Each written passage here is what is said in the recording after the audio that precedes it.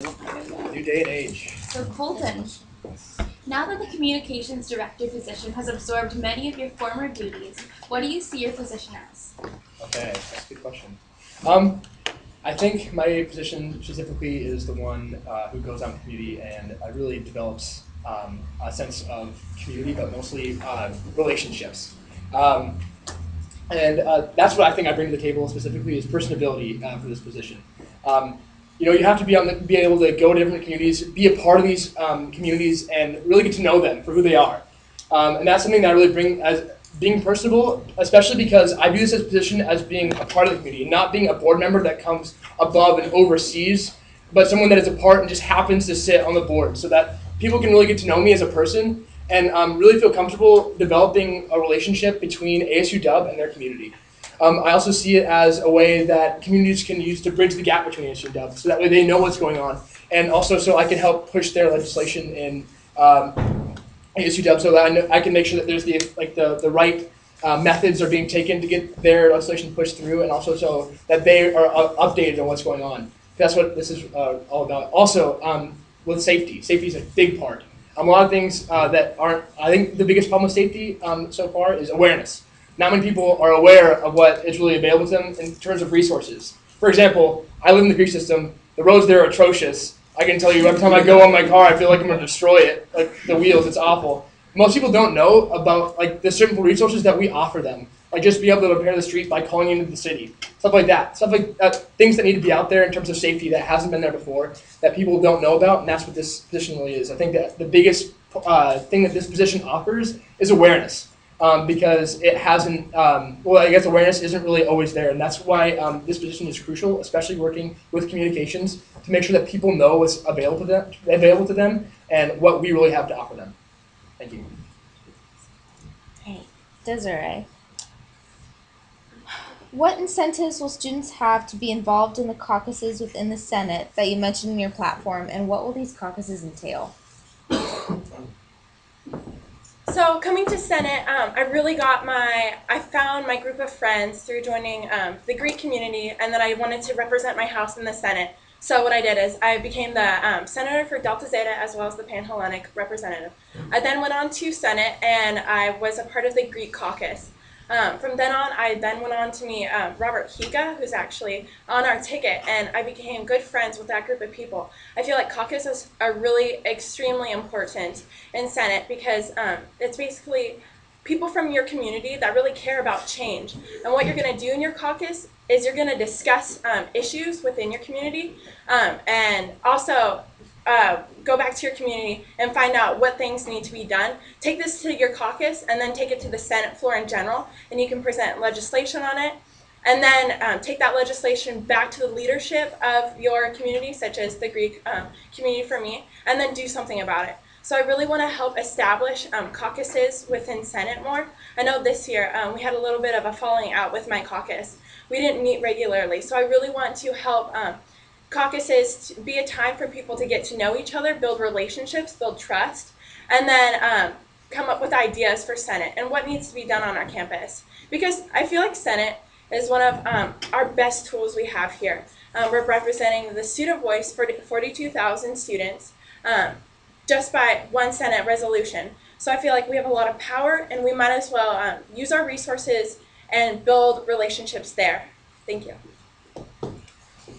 Josh, hypothetically, should UW PD officers currently working north of 45th be cut, how would you foster relationships between students and local law enforcement to maintain safety standards?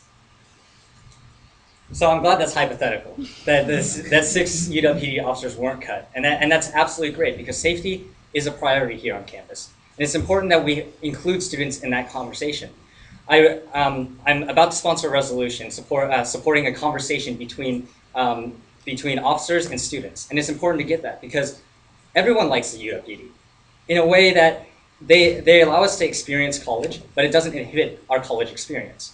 We need officers on the streets, and we need more safety. By working with them and by opening that conversation to the campus and making sure that students understand that they're there for safety, not to hand out citations and other things, I think we can make a great relationship with them.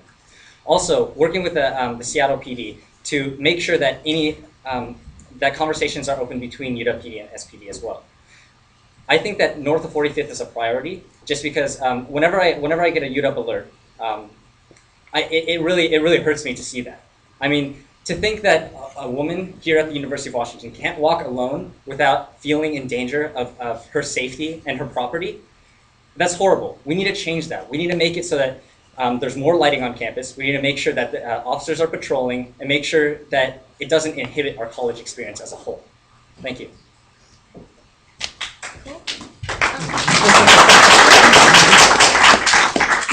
Second round. Colton, in your platform, you refer to the creation of more meeting spaces for communities and RSOs. Yeah. Where are you planning for these to be given the amount of construction and relocation on campus? Yeah, that's a good question. So that's actually the reason why I brought that up in my platform, is because of that lack of space that has been there before. Especially this year with all the things under construction. I know that I hate walking on campus and seeing all the construction because it just inhibits the rock space. It's kind of obnoxious, but what I'd like to do is really make sure people know what is available to them via resources. That's why I'd be working very closely with Director of Communications to make sure that people know what is really available to them in terms of workspace, but also giving them options. I know that like Condon's pretty full up, but that's still and also a lot of other buildings on campus, such as it was brought up earlier with I think it was Google, like for places on campus where people can really have an area where they can feel comfortable meeting, because people don't really know about all the spaces that are available to them. And that's where I think awareness comes in, and that's where working with communications really would come in, is really making sure that people know what spaces are available to them at what times, and really developing maybe even like a calendar of like places that they can go and like the time slots they can fill in for their special groups.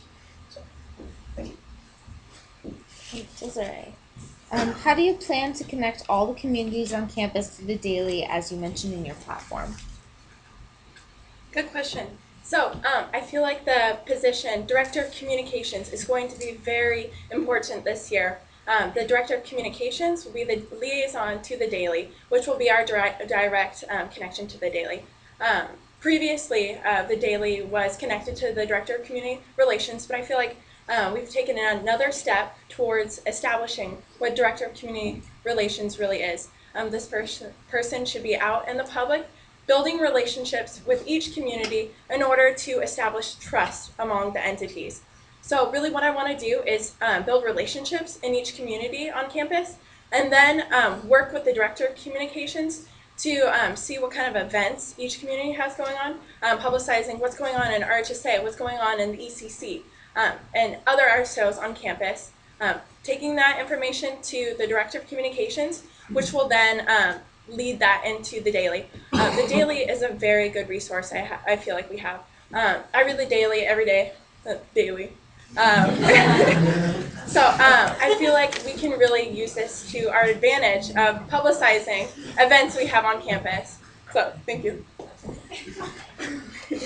Josh, you say in your platform that you want to create a collective safety agreements between all communities. What is your goal with this program, and how do you plan to implement it? Again, safety is very important, but if you can't get people to have a community and a collective agreement on what safety is, we really need to make sure that we have a solid definition of what we believe safety is, and that it doesn't infringe on our college experience, but yet we should feel safe walking down the roads at night. By communities, this specifically is targeted to the living communities. So the Greek communities, the communities around the area, and also the residence halls.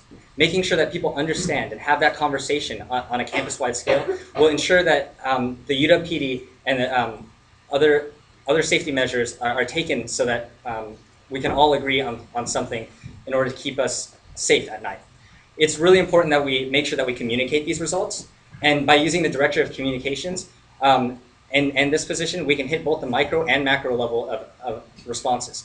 So I really think that it's all about collective safety agreements. And we need to make sure that this is written, that there's a precedent set this year to make sure that future budget cuts don't affect our safety. We need to make sure that communities are all together into making sure that our campus is safe.